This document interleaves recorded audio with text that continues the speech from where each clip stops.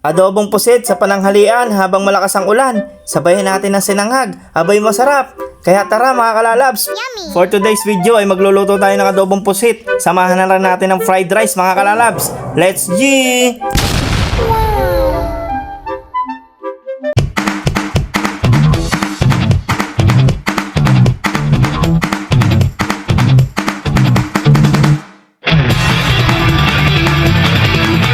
Welcome to Paradise! Hello po mga kalalabs. Good morning po sa inyong lahat at maulang umaga po. Tara po at tayo magluluto ng adobong pusit. Pero bago yan ay pupunta muna po tayo ng palengke para mamili ng ating gagamitin sa pagluluto mga kalalabs. Ayun o, basang-basa ang upuan ko mga kalalabs. Sobrang lakas ng ulan ngayon. Pero kailangan pa rin natin bumangon at lumabas ng bahay para mamalingke at nang makapagluto tayo ng masarap na ulam. So yun na nga po mga kalalabs. Sinusuyan ko na ang ating tricycle para naman tayo ay makapunta na ng pamilihan. At bibili tayo ng mga regalo doon na ating gagamitin sa pagluluto ngayong tanghali. Ang ulam po namin ngayon ay adobong pusit. Sasamahan ko na rin po yan ng fried rice. Let's go mga kalalabs. Samahan nyo ako mamili at samahan nyo rin ako magluto. Tara na at pumunta ako dito sa Agatas Special Seafood. At sobrang lakas ng ulan yan mga kalalabs. At yun na nga, bumili ako dyan ng kalahating kilong pusit at bumili na rin ako ng sibuyas, bawang na ating gagamitin sa pagluluto. Bumili na rin ako dyan ng luya at saka ng siling panigang mga kalalabs. At yan, ready na tayo mga kalalabs. Kompleto na ang ating rekado para sa ating lulutuing adobo. Kaya lang medyo maulan kaya itatransmission na natin yan.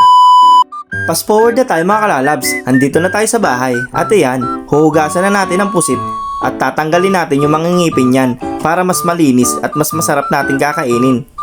Ayan, inisa-isa ko ng hugasan yan mga kalalabs. Mga tagasan ho ba kayo? Sa mga nakakapanood na rin, paki-comment naman po mga kalalabs kung mga tagasan kayo para malaman ko po kung saan nakaabot ang video kong are.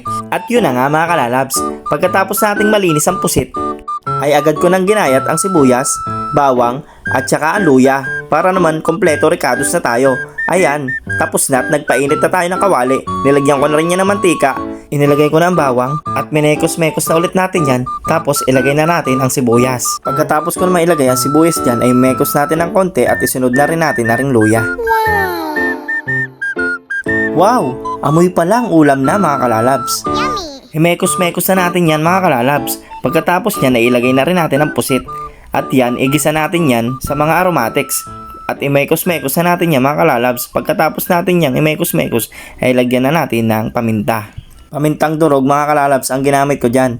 Tapos lagyan na rin natin ng 1,000 pirasong asin. Talagang may bilang mga kalalabs. Pagkatapos yan ay sunod na rin natin ang seasonings. Alam nyo na yan kung ano, ang pampasarap ng lahat, ang magic sarap.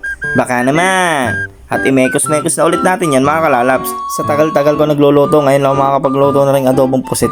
Kasi ginataang pusit lagi ang niluluto ko. Kaya lang wala akong mabilhang gata, kaya yan na lang.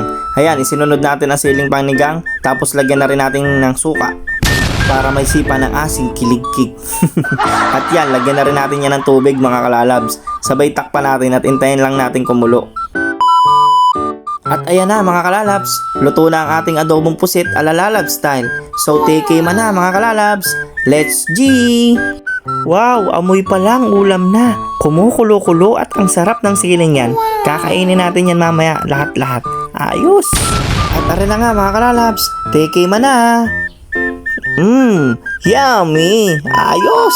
At yan, magsisinangag na tayo mga kalalabs. Gagahit naman tayo dyan ng bawang. Pagkatapos ko naman magayat ng bawang dyan, ay agad naman ako nagpainit na rin kawali at binuksan ko na ang apoy. Tapos naglagay na rin tayo dyan ng mantika. Pagkatapos yan ay inilagay ko na rin ang bawang at imekos-mekos na natin yan mga kalalabs. Hintayin lang natin mag golden brown ang bawang para naman maisangag na natin ang kanin. At ayan, ilagay na natin ang kaning lamig para naman sumarap at imekos-mekos na natin yan mga kalalabs. Pagkatapos yan ay lagyan na rin natin ng asin para mas malasa-lasa. O diba, may almusal na tayo, sama na ang tanghalian natin dyan mga kalalabs. Ayos!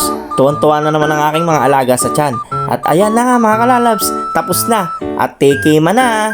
Tara po mga kalalabs, kain po tayo. Let's G! Ayan na po ang sinangag at arin na po ang luto na adobong pusit.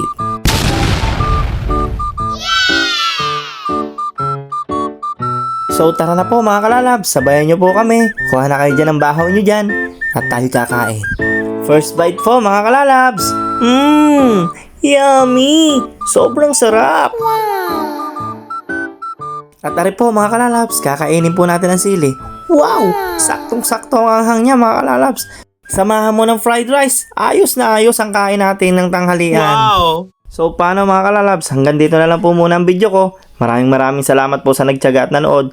Paki-like, follow, and share po ng aking Facebook page. Thank you, love you all.